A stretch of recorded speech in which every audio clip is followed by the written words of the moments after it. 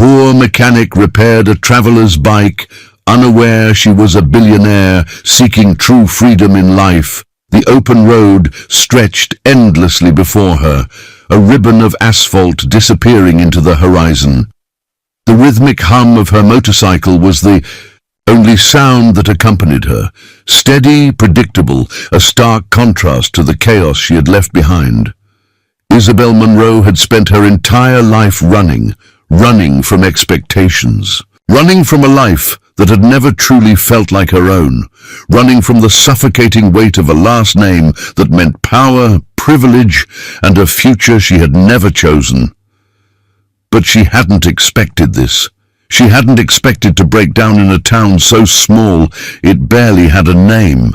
She hadn't expected a man like Gideon Hale, a man who lived simply, worked with his hands, and seemed utterly unaffected by the kind of life she had come from. And she certainly hadn't expected that, for the first time in her life, she might want to stop running. But that's the thing about fate. It doesn't ask for permission. It doesn't wait for you to be ready. It just happens. And sometimes, the road you think is leading you nowhere is actually the one taking you exactly where you need to be. Before we begin, if you love stories that make you feel something real, that remind you of the power of love, of second chances, and of finding home in unexpected places, then you won't want to miss this one. Hit subscribe and stay with me as we unravel a love story that proves happiness doesn't have to be grand. It just has to be real. Now let's begin. The sun hung low over Willow Creek, painting the sky in streaks of amber and gold. When Gideon Hale heard it, a low, throaty rumble slicing through the quiet hum of his garage. He wiped his grease-streaked hands on a rag, squinting out from under the hood of a beat-up Ford pickup. The sound grew louder, insistent, until a Harley-Davidson rolled into view, kicking up dust along the cracked asphalt of Route 12. It wasn't the bike that caught his eye, though. It was the rider. She swung a leg over the saddle with a grace that didn't match her faded jeans or the scuffed leather jacket clinging to her frame. The engine coughed once, twice, then died with a pitiful wheeze. She pulled off her helmet, shaking out a cascade of honey-blonde hair that shimmered in the late afternoon light. Dark sunglasses hid her eyes, but her lips curved into a faint, tired smile as she approached. "Afternoon," she said, her voice smooth but edged with something. Exhaustion, maybe, or relief. "My bike's acting up. Think you can take a look?"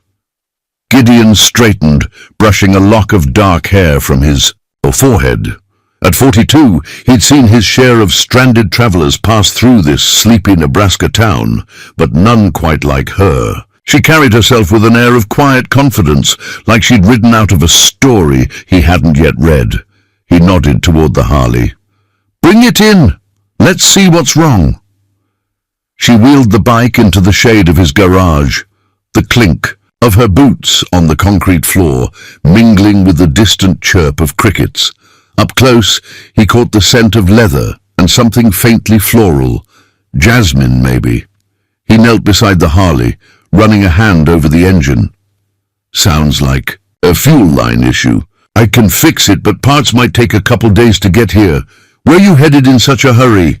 Her smile flickered, uncertain. "Nowhere special, just riding, seeing where the road takes me." Gideon raised an eyebrow but didn't press. People lied to him all the time, about their cars, their lives. He'd learned to let it slide.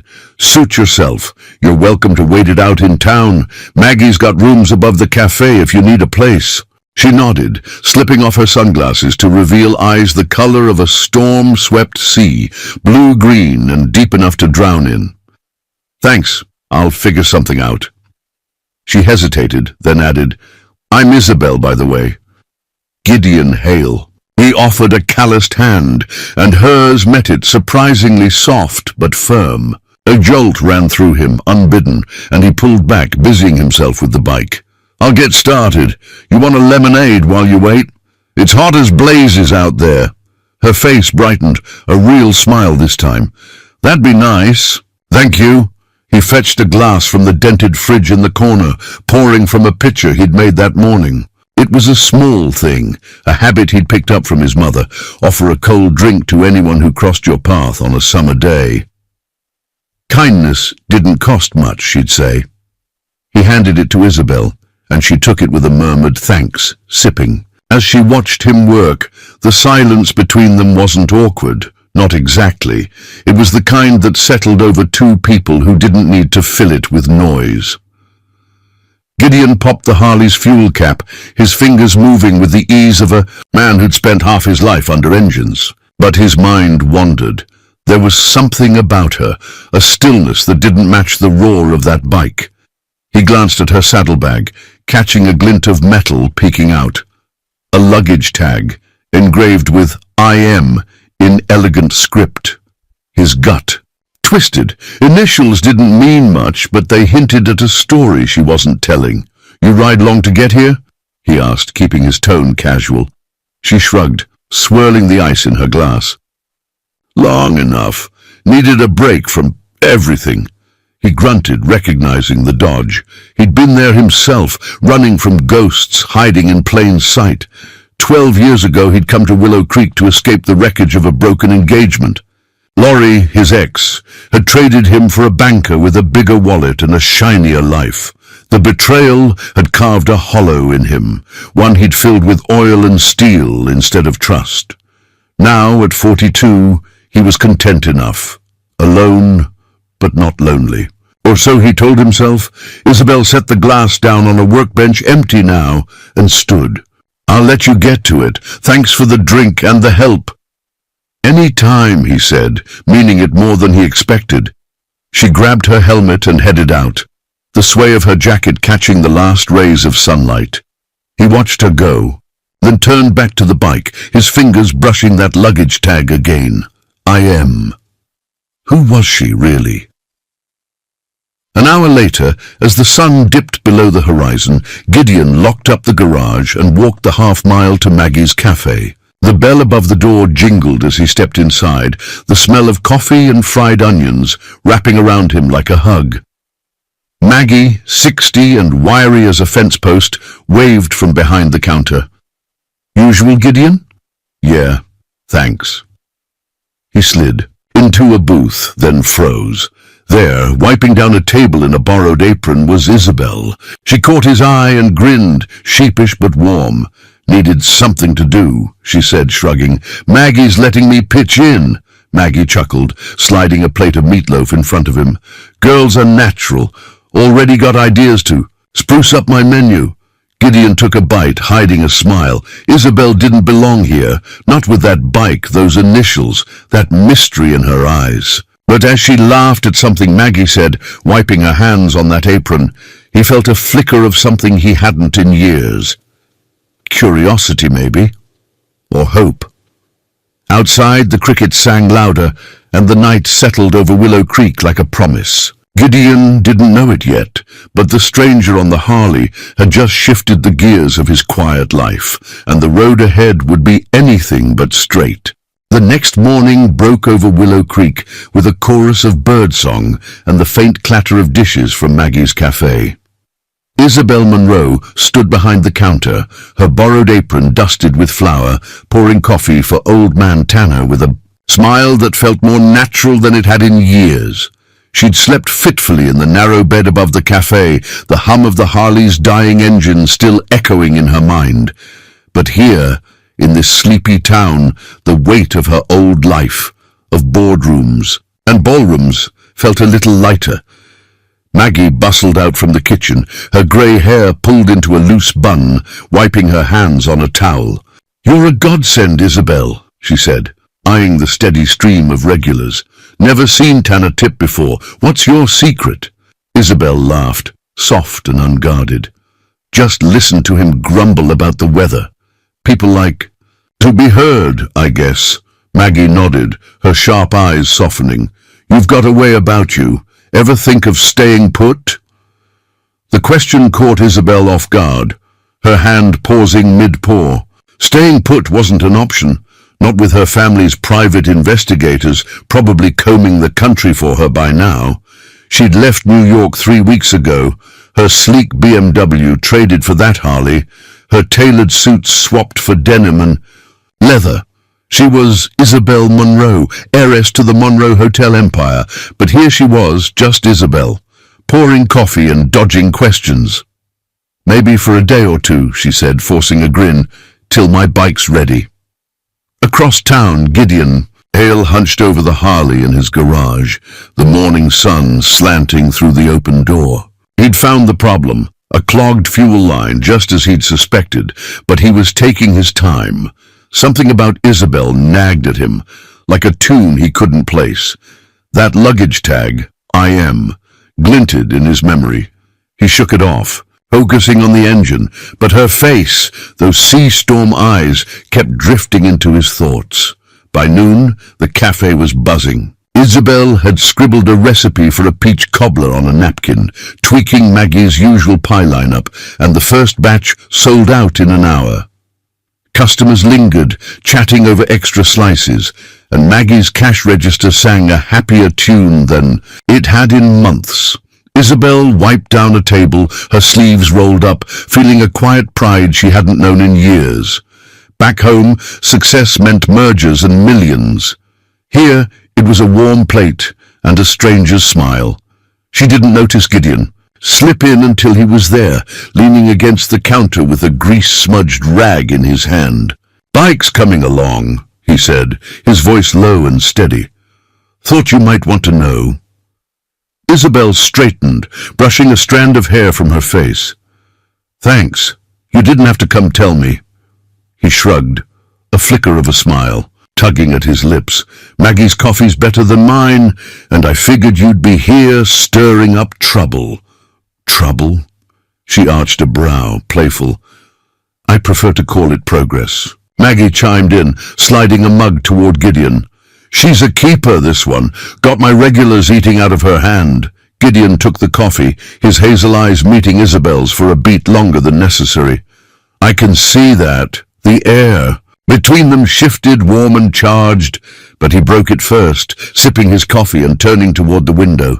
Isabel watched him, curious. He was all edges, broad shoulders, calloused hands, a jaw set like he'd fought the world and won.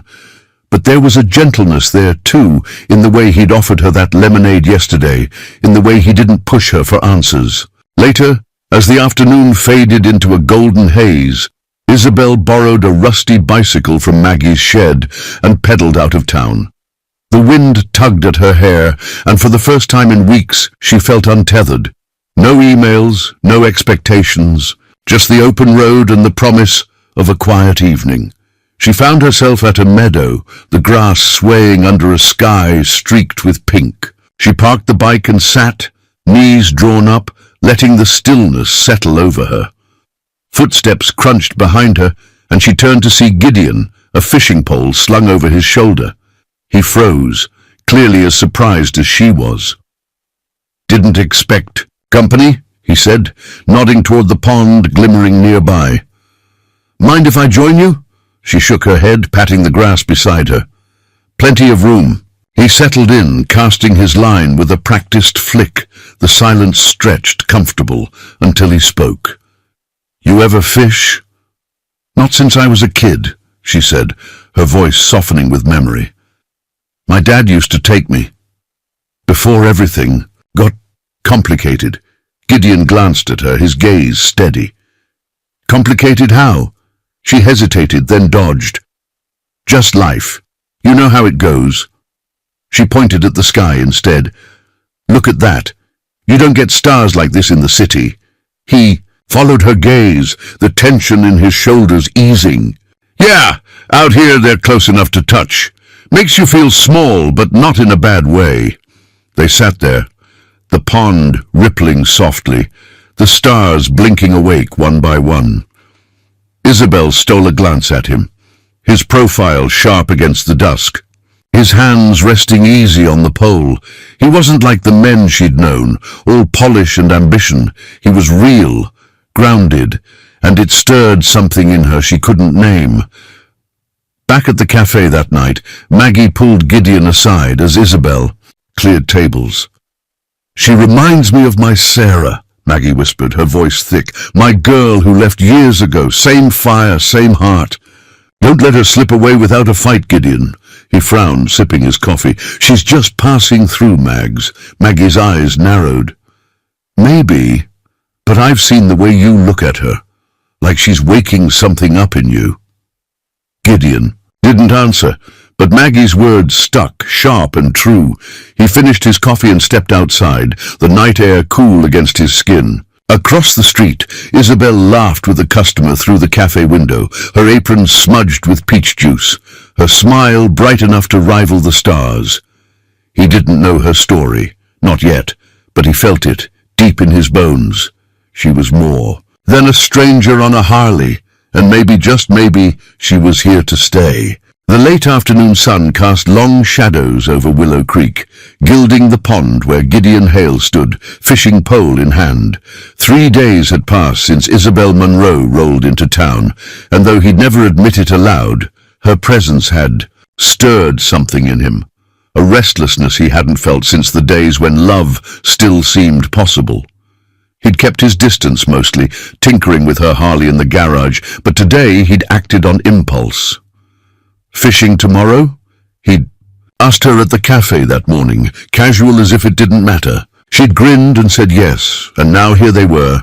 Isabel sat on the bank beside him, her jeans rolled up to her calves, bare feet dangling over the water's edge. She held a borrowed pole, its line bobbing lazily in the pond. The air smelled of damp earth and honeysuckle, and a breeze rustled the cottonwoods, carrying the faint hum of crickets. She looked at ease, her blonde hair catching the light, but Gideon sensed a current beneath her calm, something unspoken, like a storm waiting to break. "Caught anything yet?" she asked, her voice teasing as she nudged him with her elbow. He smirked, reeling in his empty line. "Not a nibble, fish must have heard you coming." She laughed, bright and unguarded, and the sound loosened something in his chest. He'd forgotten what it felt like to share a moment like this, simple, unburdened. For years he'd lived in the shadow of Laurie's betrayal, her voice still sharp in his memory. "You're not enough, Gideon. I need more." She'd left him for a slick banker from Omaha, and he'd buried the hurt under layers of grease and solitude. At 42, he'd convinced himself he didn't need anyone. Until now. He cast his line again, then glanced at Isabel. "You said your dad took you fishing. What was he like?" Her smile faded, softening into something wistful. She stared at the water, her fingers tightening on the pole. "He was steady, taught me how to tie a lure, how to wait out a catch. He ran a business, big one, but he always made time for me. Then he got sick, and everything changed." She paused, her voice dropping. "I lost him when I was 20. After that, it was just me and the family machine." Gideon nodded, recognizing the weight of loss in her words. "Sounds like he was a good man." He was. She met his eyes, hers shimmering with an old ache. "What about you? Who taught you to fish?" "My old man," he said, his tone gruff but warm. "He'd drag me out here every summer till I could bait a hook blindfolded. Died when I was 16, left me this pole and a lot of quiet."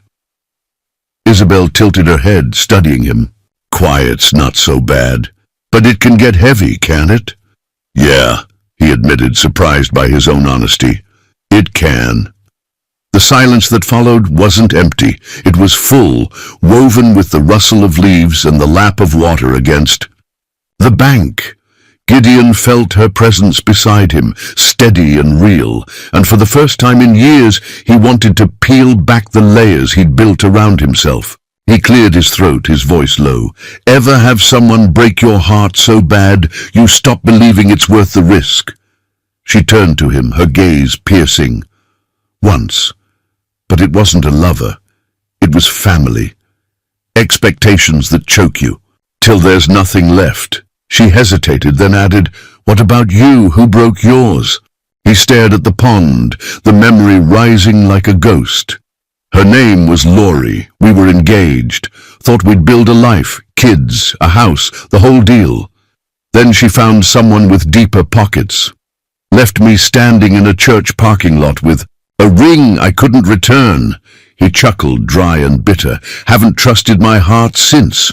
Isabel didn't flinch, didn't offer pity. She just nodded, slow and thoughtful. Sometimes people hurt us because they're lost too. Doesn't make it right, but it's not always about us. Her words landed soft but sharp, cutting through the armor he'd worn so long it felt like skin. He looked at her, really looked, past the denim and the bravado, and saw a woman who'd been bruised by life too. You sound like you've figured that out the hard way, he said. Maybe I have. She smiled faintly, then cast her line. Again, the motion graceful and sure. But I'm still here fishing with a stranger. That's something. Not a stranger anymore, he said, the words slipping out before he could stop them. Her eyes flicked to his, warm and searching, and for a moment the world shrank to just the two of them, two souls on a quiet bank, tethered by a thread neither could name. Then a fish tugged her line and she yelped, scrambling to reel it in. Gideon laughed, deep and real, helping her haul up a wriggling base. They cheered like kids, their hands brushing as they freed the hook, and the touch lingered, electric and unspoken. Back at the garage that evening, Gideon couldn't shake her. He locked up, the Harley gleaming in the corner, nearly fixed, but not quite. He didn't want it done. Not yet. In his cramped apartment above the shop, he dug through. A box in the closet, pulling out a faded photo. Him and Laurie, smiling at a county fair. Her betrayal had defined him for too long. He stared at it, then carried it to the kitchen, lit a match, and watched it curl into ash in the sink. The smoke stung his eyes, but the weight in his chest felt lighter. As the ashes settled, he thought of Isabel, of her laugh, her quiet strength, the way she'd listened without judgment. She'd slipped up by the pond, mentioning a family machine, then clammed up fast. It didn't add up, not with her worn clothes and that beat-up bike. Who was she, really? The question gnawed at him, but so did something else.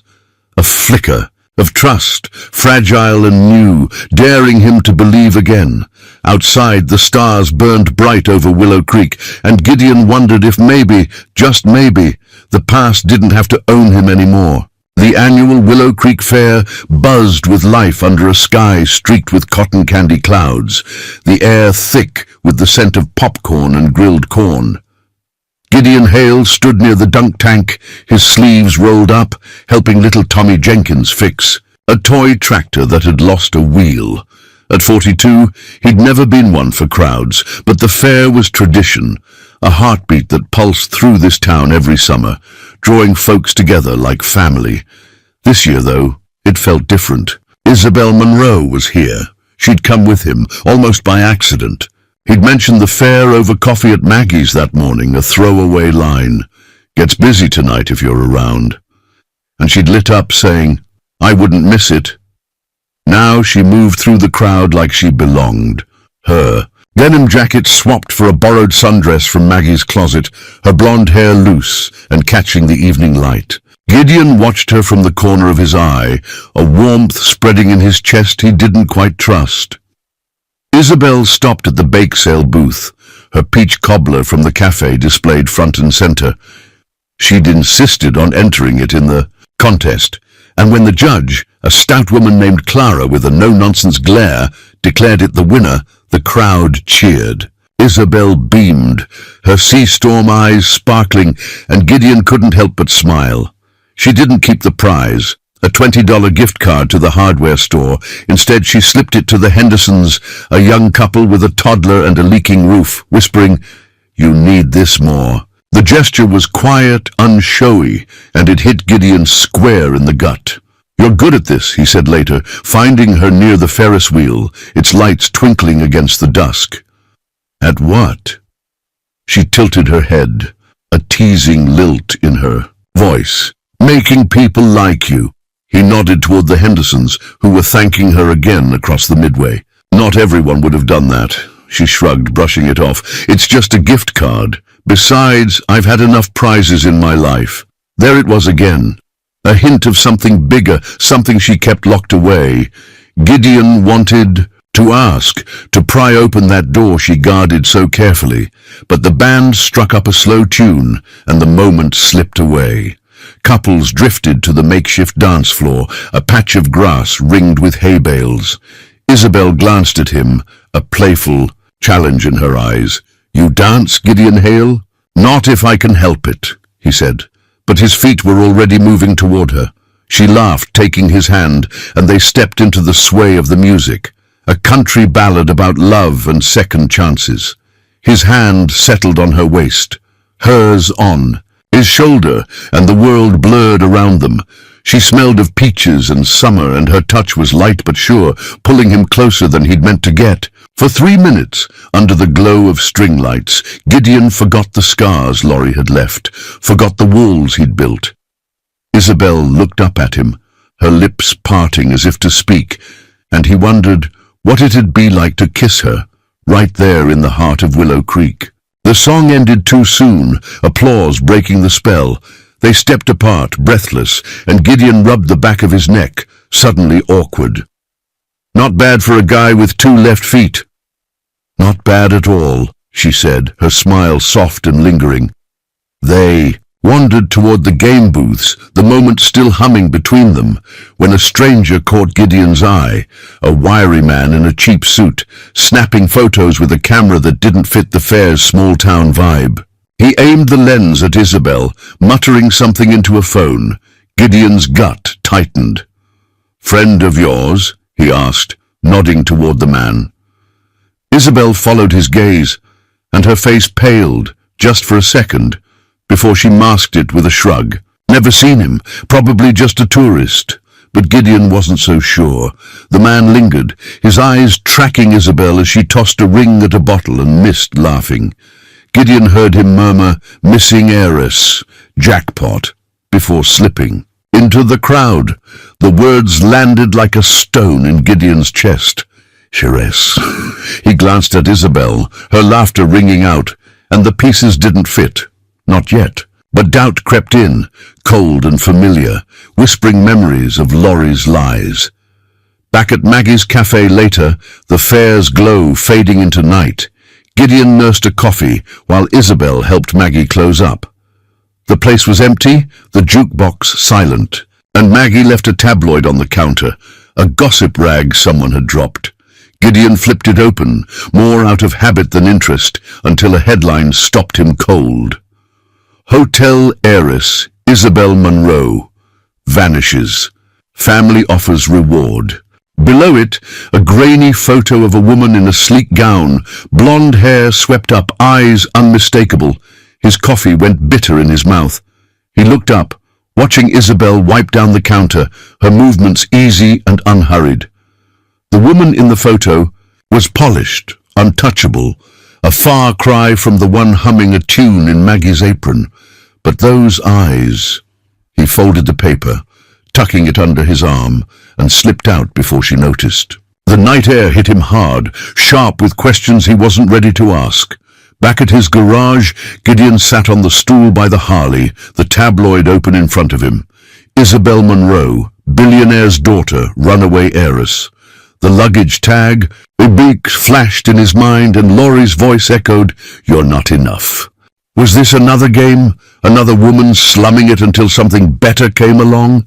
He traced the photo with a grease-stained finger, his heart warring with his head. She danced with him, given away her prize, listened to his pain by the pond. That wasn't fake. Was it? Outside, the fair's distant music faded, and Willow Creek settled into sleep. Gideon didn't know what to believe, but one thing was clear. Isabel wasn't just passing through anymore. She'd woven herself into this town, into him, and whatever truth she was hiding, it was coming closer every day. The morning after the fair dawned gray and heavy over Willow Creek, the sky bruised with clouds that mirrored the storm brewing in Gideon Hale's chest. He stood in his garage, the Harley-Davidson gleaming under the fluorescent lights, its fuel. Line fixed and ready. He should have been relieved, job done, another traveler sent on their way. But the tabloid from last night sat on his workbench, its headline screaming, Hotel heiress Isabel Munro vanishes. He'd barely slept, the photo of her polished, distant self warring with the Isabel he knew, the one who'd danced with him under string lights, who'd given away her prize with a shy smile.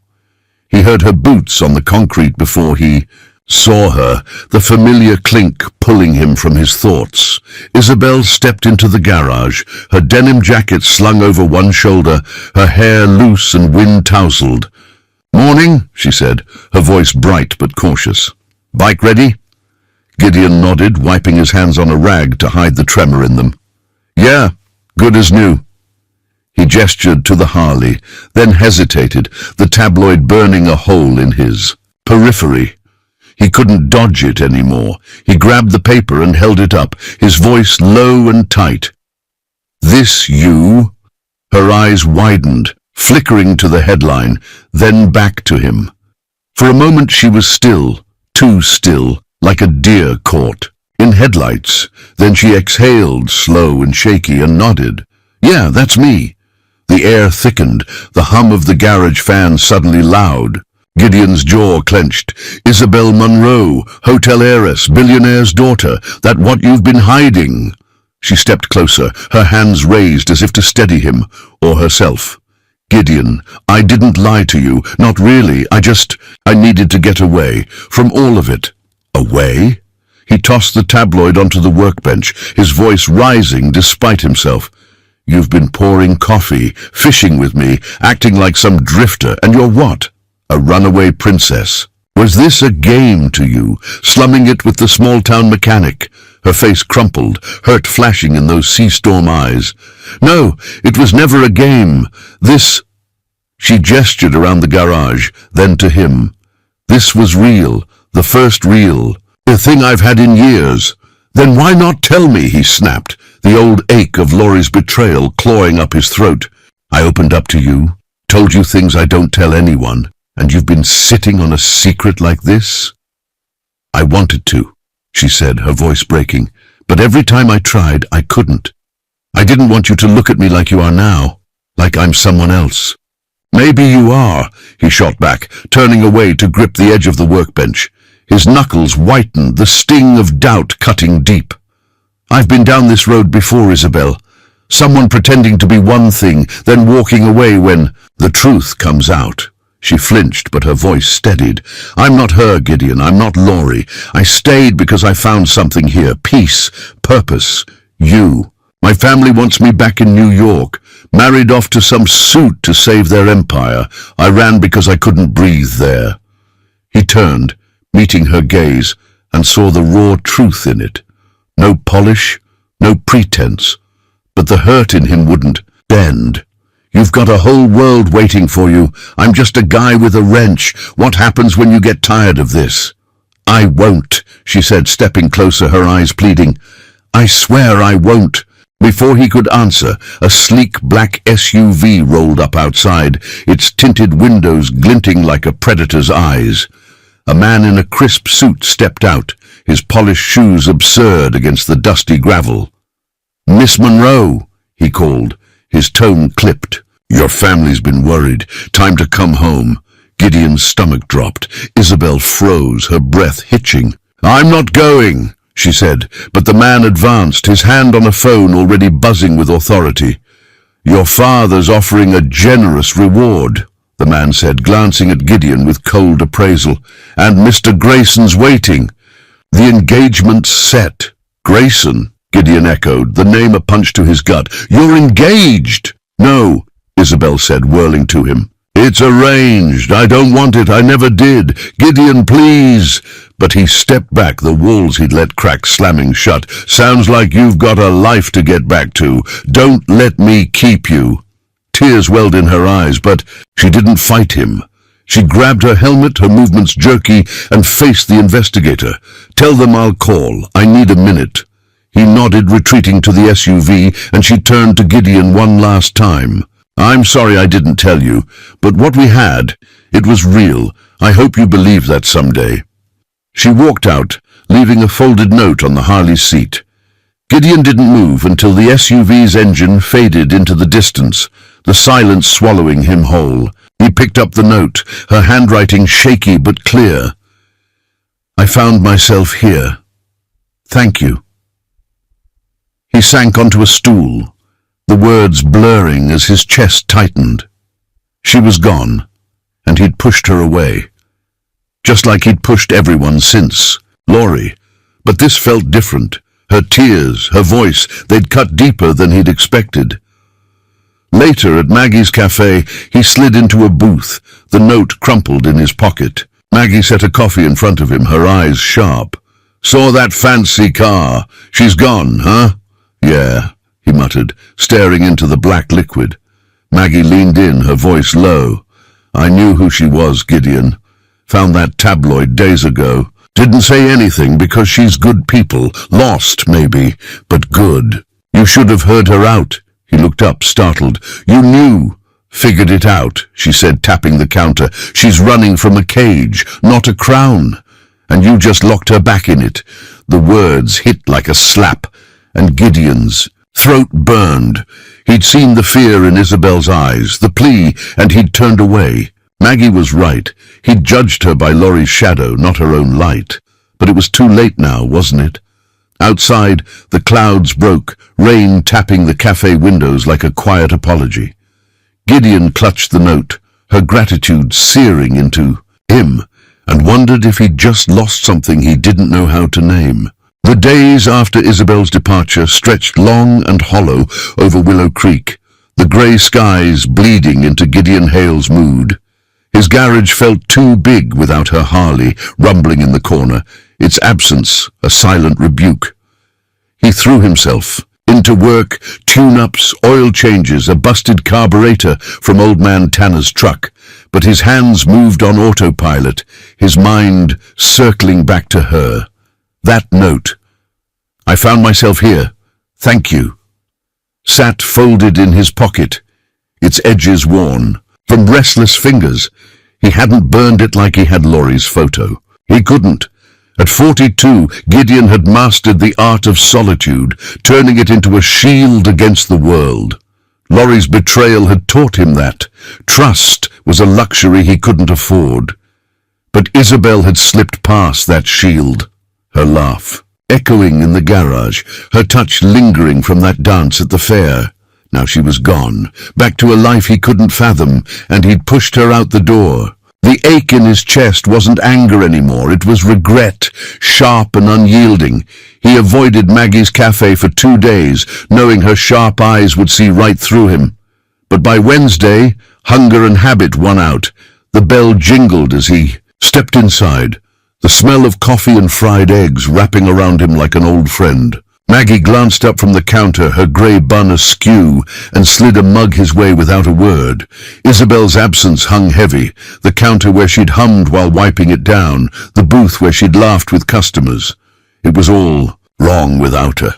You look like a man who's lost his best wrench, Maggie said, leaning on her elbows. Gonna tell me what's eating you, or do I have to guess? Gideon sipped his coffee, the bitterness matching his mood. She's gone, Mags. That's all there is to it. Maggie snorted, unimpressed. Gone don't mean lost. You sent her packing, Gideon. Big difference. He bristled, but her words stuck. She's a billionaire's daughter, engaged to some hotshot. What was I supposed to do? Beg her to stay in this nowhere town? You could have listened, Maggie said, her voice softening. She wasn't Laurie, running off for a better deal. She was scared. Trapped. I lost my Sarah too. Pride didn't fight when she walked away. Don't you make the same mistake. Gideon stared into his mug, Maggie's story cutting deeper than he'd expected. Sarah, her daughter, had left years ago after a fight Maggie wouldn't talk about. He'd never pressed, but now the parallel stung. It's too late, he muttered. She's back in her world now. Maggie tapped the counter firm. Maybe, but I saw how she looked at you. That girl found something here worth keeping. Question is, did you? He didn't answer, but her words burrowed in, stirring the embers of doubt. Back at the garage, he pulled the Harley's keys from a drawer, the metal cold against his palm. She hadn't taken it, said she'd send for it later. He climbed on, fired it up, and rode out of town, the wind whipping past him like a memory of her. He ended up at the pond, the same spot where they'd fished, where she'd listened to his past without judgment. The water rippled under a slate grey sky, and he replayed her voice. Sometimes people hurt us because they're lost too. Had he hurt her the same way? He parked the bike and sat on the bank, the grass damp beneath him. The silence pressed in, broken only by the rustle of leaves. He pulled her note from his pocket, reading it again. And something shifted, a crack in the wall he'd rebuilt too fast. She'd thanked him, even after he'd turned her away. That wasn't Laurie, that was Isabel, real, raw and gone because he hadn't believed in her. That night he flipped on the ancient TV in his apartment, more for noise than interest. A news channel flickered to life, and there she was, Isabel, radiant in a white gown at some glitzy New York event. The ticker read, Monroe heiress resurfaces at engagement gala. Her fiancé, a slick man with a shark smile, stood beside her, but her eyes were hollow, her smile a mask. Gideon's stomach twisted. She didn't look free. She looked caged. He shut off the TV, the image searing into him. He'd assumed she'd run back to her old life, eager to slip into that gown, but those eyes told a different story, one he'd refused to hear. Maggie's voice echoed. She was trapped. He paced the small room, the Harley's keys, jangling in his hand, when a knock startled him. It was Tommy Jenkins, the kid from the fair, clutching a letter.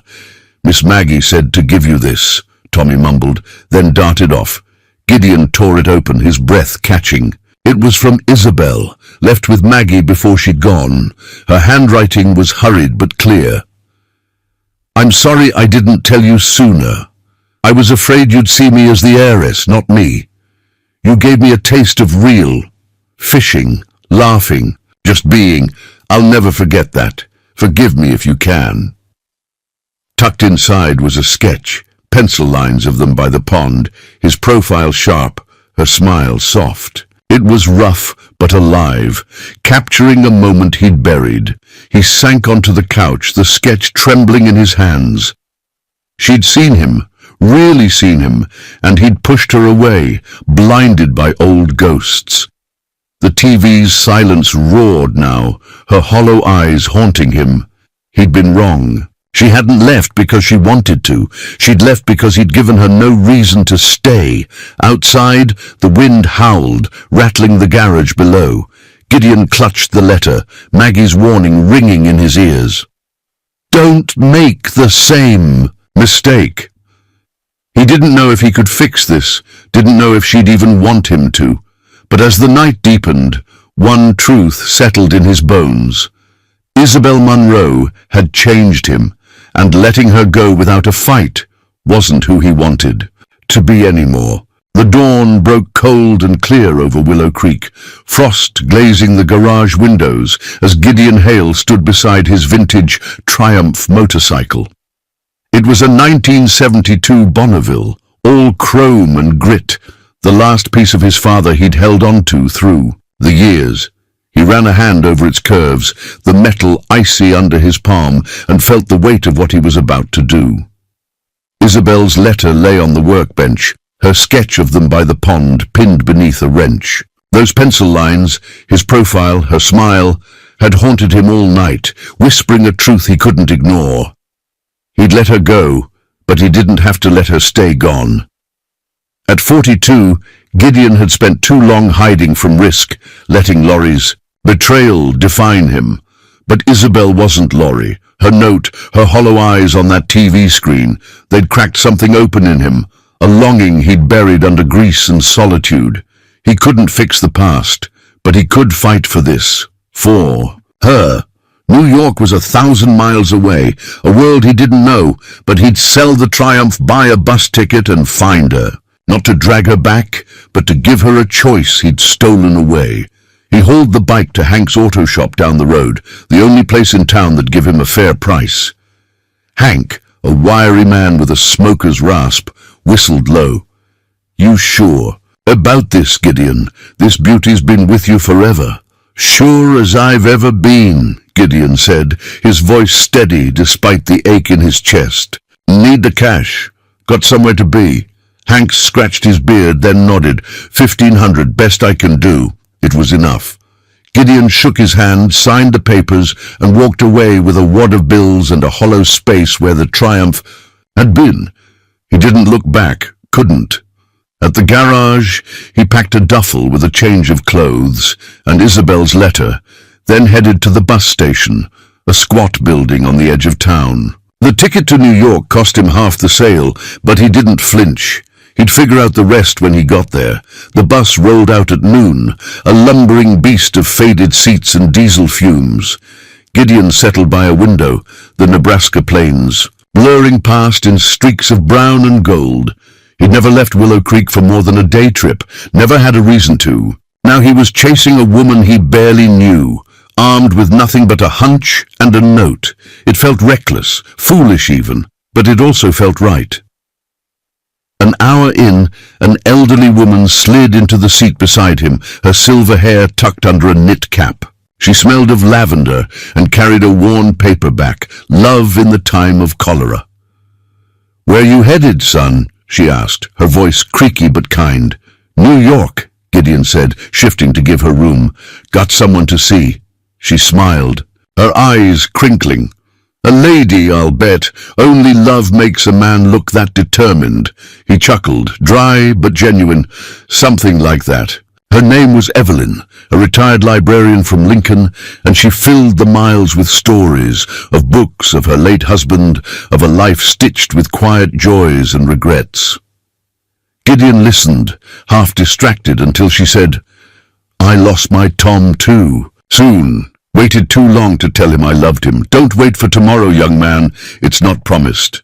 Her words landed heavy, echoing Maggie's warning, and Gideon nodded, throat tight. "I won't." By dusk, the bus stopped at a gas station in Illinois, the sky a bruise of purple and orange. Evelyn rummaged in her purse, then pressed a paper into his hand. "Backstage pass to the Ritz-Carlton in New York," she said with a wink. "My Tom was a journalist, covered the fancy folks. Expired years ago, but security's lazy. Might get you close to your girl."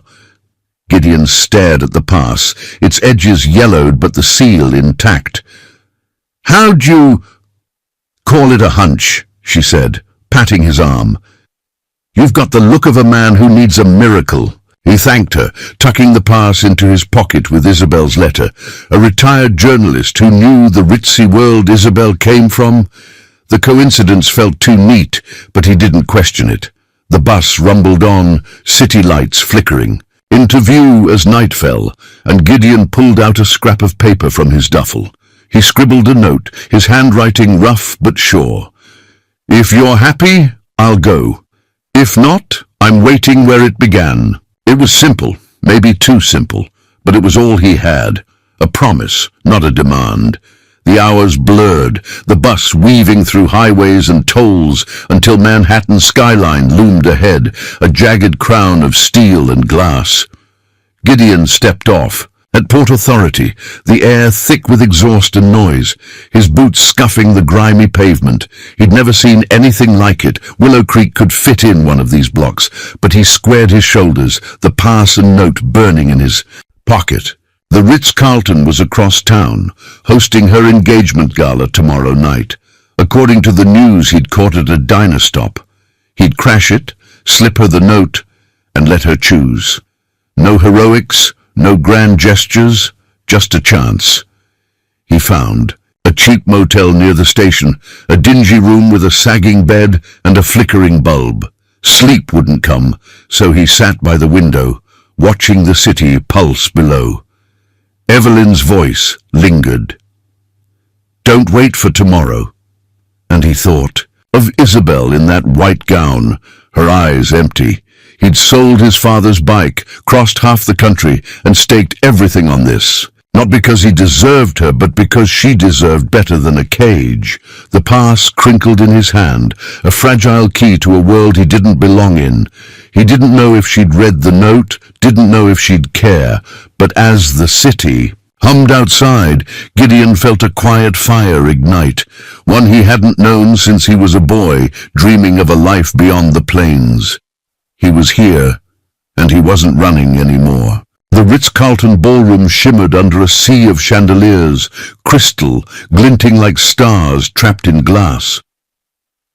Isabel Munro stood at its center, a vision in white silk, her gown hugging her frame with an elegance that felt more like chains than couture.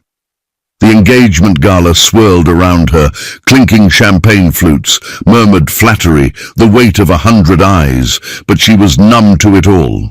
Her fiancé, Edward Grayson, loomed beside her, his hand possessive on her arm, his smile a polished mask for the cameras. She'd been back in New York for 5 days, dragged into this gilded cage by her family's demands, and every breath felt borrowed. At 38, Isabel had spent her life bending to the Munro legacy. Hotels, wealth, a name that opened doors but locked her in. She'd run to Willow Creek to escape it, to taste freedom in dusty air and quiet ponds, but now she was here, playing the part again. Edward droned onto a cluster of investors, his voice abuzz in her ears, and she forced a smile, her eyes scanning the room for an exit she couldn't take. Not yet. Across the city, Gideon Hale stood outside the hotel, his worn jacket out of place among the valets and limos. The backstage pass from Evelyn dangled in his pocket, a fragile hope against the towering glass doors. He'd made it this far, sold his triumph, crossed 1,000 miles, slept in a flea-bitten motel, all for a chance to reach her. The note he'd scribbled on the bus. If you're happy, I'll go. If not, I'm waiting where it began. Felt small in his hand, but it was all he had. He wasn't here to storm in like some movie hero. He just wanted her to know she had a choice. The pass got him through a side entrance, past a bored security guard who barely glanced at the faded seal. Inside, the kitchen buzzed, clattering pans, shouted orders, and Gideon slipped through, his boots silent on the tile. A waiter, a kid with a tray of hors d'oeuvres, eyed him curiously. You lost? Man! Gideon held up the note, his voice steady. Need this delivered. To Isabel Munro. Can you do it? The kid hesitated, then shrugged. Sure, she's out there with the big shots. Give me a sec. He took the note and vanished through the swinging doors, leaving Gideon in the shadows, heart pounding like a piston. Back in the ballroom, Isabel felt the night closing in. Edward's grip tightened as he introduced her to another suit, his words dripping with ownership. My future wife, the jewel of the Munro Empire. She nodded, her smile brittle when the waiter appeared, slipping her a folded scrap of paper. She tucked it into her palm, her pulse quickening, and excused herself to the powder room, Edward's frown trailing her like a shadow. In the marble quiet, she unfolded it, and Gideon's rough scrawl hit her like a gust of Willow Creek wind. If you're happy, I'll go. If not, I'm waiting where it began. Her breath caught, tears pricking her eyes. He was here, in this city of steel and lies, offering her a lifeline she'd thought she'd lost. The memory of his voice by the pond, his hand on hers at the fair, flooded back. And she knew. She wasn't happy. She never would be here. The door creaked open, and Edward's mother, Lillian Grayson, swept in, her silver hair sharp as her tongue. You're stalling, Isabel, she said, her eyes cold. Edward's impatient. This merger, your marriage, secures everything. Isabel faced her, the note clutched tight. And what about me? What do I get? Lillian's laugh was thin. Security, status, more than that little town could ever offer. She leaned closer, her voice dropping. Edward doesn't love you, dear. He loves your name. But you knew that. The words were a slap, but they broke the last thread holding Isabel in place. She'd suspected it, buried it under duty, but hearing it plain stripped away the illusion. She didn't belong. Here, not with Edward, not in this life. She slipped the note into her sleeve and straightened. "I'm done," she said, and brushed past Lillian, her steps quickening. Back in the ballroom, the crowd parted as she moved, Edward's voice calling after her. "Isabel, where are you going?" But she didn't stop. She grabbed a coat from a rack, borrowed a car key from a flustered valet, and ran into the night, the gala's lights fading behind her. The city blurred past, horns, neon, rain-slick streets, as she drove west, her heart pulling her toward Willow Creek, toward Gideon. He'd come for her, and she wouldn't let him wait alone. Meanwhile, Gideon lingered outside, the cold biting through his jacket. The doorman had caught him loitering, barking, "Move along!" and he'd retreated across the street, turned away by guards when he'd tried the front. He'd given her the note, trusted the waiter, but she hadn't. Come out. Maybe she was happy here, he thought, the doubt gnawing at him. Maybe he'd misread everything, but he couldn't stay. He'd promised her a choice, not a scene. He hailed a cab back to Port Authority, then caught a late bus out, heading home. Not to the Ritz, not to New York, but to where it began, the garage in Willow Creek. If she wanted him, she'd know where to find him. He leaned against the bus window, the city receding, and let the rumble carry him away. His faith in her, a quiet ember in the dark. In the borrowed sedan, Isabel sped through the night, the radio crackling with static. She didn't see him outside. The hotel didn't know he'd left, but his note burned in her mind, guiding her back to the dusty road where they'd met. She'd escaped the gala, the cage, the lies, and now she was running toward something real, toward him. The miles stretched ahead, the rain tapping the windshield like a heartbeat. Neither knew the other was moving, but the road was pulling them together, one last time. The rain fell soft and steady over Willow Creek, a gentle drumbeat against the tin roof of Gideon Hale's garage. He stood under the awning, a lantern glowing at his feet, its light pooling in the damp gravel. The bus from New York had dropped him off an hour ago. The long ride back a blur of restless hope and gnawing doubt. He'd slipped Isabel the note at the gala, left it in her hands, and come here, where it began, trusting she'd understand. Now at 42 he waited, his jacket soaked through, his heart a tangle of faith and fear. He'd sold his triumph, crossed 1,000 miles, and stood outside that glittering Ritz-Carlton for her, not to drag her back, but to offer her a choice. Something he'd failed to do when she'd stood in this very garage, pleading with him to believe her. Her letter. "I found myself here. Thank you." And that sketch of them by the pond were tucked in his pocket, worn from his touch. He didn't know if she'd come, didn't know if she'd even read the note, but he'd promised to wait, and he would. The night deepened, the rain a silver curtain across the empty road. Gideon leaned against the wall, the lantern flickering, and thought of her, those sea-storm eyes, her laugh at the fair, the way she'd listened by the pond. He'd pushed her away once, blinded by Laurie's ghost, but this time he'd fought for her in his quiet way. If she chose that life in New York, he'd let her go. But if she didn't, headlights cut through the haze, faint at first, then, growing as a car slowed and stopped, Gideon straightened, his breath catching. The door opened, and Isabel Munro stepped out, soaked to the bone, her white gala gown traded for jeans and a borrowed coat. She stood there, trembling, her blonde hair plastered to her face, her eyes wide and searching. "Gideon," she whispered, barely audible over the rain. He moved toward her, boots crunching on wet gravel, the lantern swinging in his hand. "You're here," he said, his voice rough with relief. I got your note," she cut in, stepping closer, her breath hitching. "I ran. From the gala, from everything. Why didn't you stay? Why didn't you storm in and take me away like in the movies?" He stopped a foot away, rain dripping from his hair, and managed a small, crooked smile. Because I didn't want to take you. I wanted you to run to me, to choose this, us, if it's what you wanted. Her eyes shimmered, tears mingling with the rain, and she laughed, a shaky, beautiful sound. You're impossible, Gideon Hale. Yeah, he said, softer now, but I'm here. She closed the gap, throwing her arms around him, and he caught her, pulling her close. She was cold, trembling, but solid against him, her warmth seeping through the wet fabric.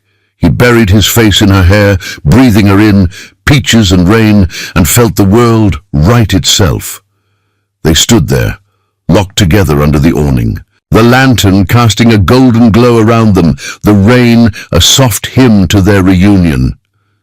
I thought I'd lost you, she murmured against his chest. When you pushed me away, I thought that was it. I was wrong, he said, pulling back to look at her, his hands framing her face. Scared, stupid, stuck in the past. But I couldn't let you go. Not really. I saw you on that TV and you looked trapped. I had to try. She smiled, fragile but real. I was trapped. My family, Edward, they wanted a merger, not a marriage. I couldn't do it, not after Willow Creek, not after you. He brushed a thumb across her cheek, wiping away a tear or a raindrop. He couldn't tell. What do you want now? Her gaze steadied, fierce and clear. This, a life that's mine, not hotels or money, something real. With you, if you'll have me. Always, he said. The word of vow, and he kissed her then, slow and deep, the rain fading to a whisper around them. It wasn't a movie kiss, all flash and drama. It was theirs, raw and true, built on fishing lines and peach cobbler and 1,000 quiet moments. Headlights flared again, and they broke apart, startled, as a car pulled up. A beat-up sedan, not the sleek SUV from before. A man stepped out, tall and broad, his face shadowed under a cap. Isabel tensed, but then he spoke, his voice low and familiar. Izzy? James? She gasped, stepping forward. It was her brother, older by 5 years, the only Monroe who'd ever understood her. He approached, rain glistening on his coat, and nodded at Gideon. You the mechanic she's been hiding with? Gideon squared his shoulders, meeting his gaze. Yeah, Gideon Hale. James studied him, then turned to Isabel. I'm not here to drag you back. Mom and Dad are furious. Edward's a mess, but I saw you run. I've been driving half the night to find you. You're my sister. I want you happy, not chained. Isabel's eyes softened, and she hugged him quick and tight. Thank you. James pulled back, glancing between them. You've got a plan? We will, Gideon said, his arm slipping around Isabel. Starting here. James nodded, a faint smile breaking through. Good. I'll handle the fallout. Take care of her, Hale. He climbed back into his car, the engine rumbling as he drove off, leaving them alone again. Isabel turned to Gideon, her hand finding his. What now? He looked at the garage, the lantern, the life he'd built, and the one they could build, together. We figure it out, day by day, you're home if you want it. I do, she said, and they stood there, the rain easing, the night folding around them like a promise kept. 6 months had passed since the rain-soaked night Isabel Monroe returned to Willow Creek, and the town glowed with the golden hues of early autumn. The leaves on the cottonwoods burned red and amber, carpeting the ground outside Gideon Hale's garage, where a new sign hung above the door, Hale and Monroe Community Works. It wasn't just a garage anymore. It was a lifeline, a place where engines roared back to life and dreams found their footing. Beside it, a small addition gleamed, its windows framed with flower boxes, a cafe reborn from Maggie's old spot, now theirs. Gideon stood in the garage bay, wiping grease from his hands, his broad shoulders relaxed in a way they hadn't been in years. At 42, he'd spent too long believing love was a luxury he'd lost, but Isabel had changed that. She'd chosen him, chosen this dusty town over a glittering empire, and together they'd built something new.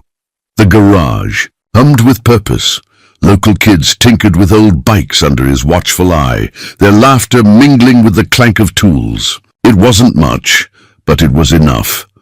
Inside the cafe, Isabel moved with quiet grace, her apron dusted with flour as she slid a tray of peach cobbler into the oven. She'd poured her inheritance into this, sold off shares of the Monroe Empire, kept just enough to seed their dream, and it felt right. No more boardrooms or ballrooms, just the warm chatter of neighbors and the smell of coffee brewing. She'd found her freedom here, not in running away, but in building something real. At 38, she was home. The bell above the cafe door jingled, and Maggie stepped in, her grey hair tied back, a rare smile softening her wiry frame. She carried a letter, her eyes bright. "Got news," she said, handing it to Isabel. "Sarah's coming back next week. Says she wants to meet you. Thank you for pushing me to reach out." Isabel's face lit up, and she hugged Maggie quick and tight. "That's wonderful, Maggie. She'll love it here." Maggie nodded, her voice thick. "Wouldn't have happened without you. You and Gideon, you're good for this town." Gideon joined them, catching the tail end, and Maggie clapped his shoulder. "You two did this. Turned a couple of old wrecks into something worth keeping." He grinned, a rare, full smile. "Takes one to know one, Mags." She swatted him, laughing, and headed out, leaving them alone as the afternoon sun slanted through. The windows. Isabel turned to Gideon, her sea storm eyes warm. "She's right, you know. We're doing okay." "Better than okay," he said, stepping closer. "We're good." The day faded into dusk, the town settling into its quiet rhythm, and Gideon locked up the garage, his hand finding Isabel's as they walked to the pond. It was their spot now, the place where they'd fished, where he'd first let her in, where she'd run back to him. The water shimmered under a sky streaked with pink, and he pulled her down to the bank, the grass cool beneath them. "I've been thinking," he said, his voice low, steady.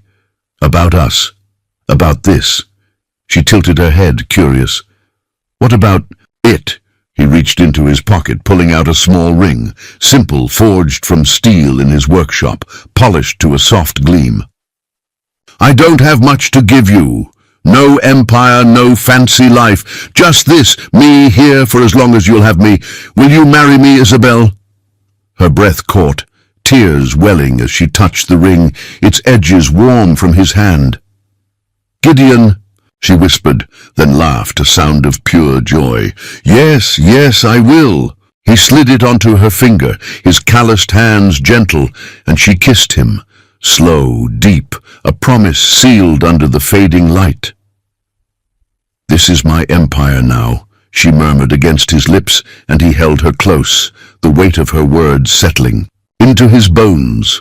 The town gathered that weekend, a makeshift celebration spilling from the cafe to the garage. Tables groaned with cobbler and casseroles, string lights twinkled overhead, and a local band strummed a tune that had folks dancing. On the gravel, Maggie toasted them with coffee, her eyes misty as Sarah, tall, quiet, with her mother's sharp gaze, stood beside her, home at last. The Hendersons brought their toddler, the roof fixed thanks to Isabel's gift all those months ago, and old man Tanner even cracked a smile, muttering about the best pie he'd ever had. Gideon pulled Isabel into a dance, his arms steady, around her, and she rested her head on his chest, the rhythm of his heartbeat grounding her. "We did this," she said, looking out at the faces, friends, family now. "All of it." "Yeah," he said, his voice soft. "We did." Later, as the stars blinked awake, they slipped back to the cafe, the last guests trailing off into the night. Isabel paused at the counter where a framed sketch hung, a pencil drawing of them by the pond, her gift to him from that letter she'd left with Maggie. Below it, in her careful script, a title. "The Road to Love." She'd added it, After the rain, after the choice, after they'd found each other again, Gideon wrapped an arm around her, studying it. "That's us," he said, a quiet awe in his tone. "Right there." "It's more than us," she replied, leaning into him. "It's what we've built, what we'll keep building." The night stretched on. The cafe quiet, save for the hum of the fridge and the rustle of leaves outside. They stood there together, the road behind them paved with kindness and courage, the one ahead wide open with possibility. It wasn't a fairy tale, no castles, no riches, but it was theirs, hard-won and true, a love that didn't need to shout because it lived in every small, steady moment. And as the stars burned bright over Willow Creek, Gideon knew this was enough. This was everything. They'd found their way, not just to each other, but to a life that mattered, a legacy of goodness that would linger long after they were gone. Now that we've reached the end of this unforgettable journey, I'd love to hear from you. Where are you watching from? Drop your city or country in the comments. I love seeing how stories connect us from all over the world. What was your favorite moment from the story? Did a particular scene resonate with you? Let's talk about it. And if you enjoyed this story and want to see more heartfelt, inspiring love stories, don't forget to like this video. It helps more people discover this story. Subscribe to the channel so you never miss a new story. Turn on notifications, so you're always the first to know when a new episode drops. Thank you so much for being part of this journey. Your support means the world, and I can't wait to share even more incredible stories with you soon. Until next time, stay inspired, keep believing in love, and never stop chasing your own adventure.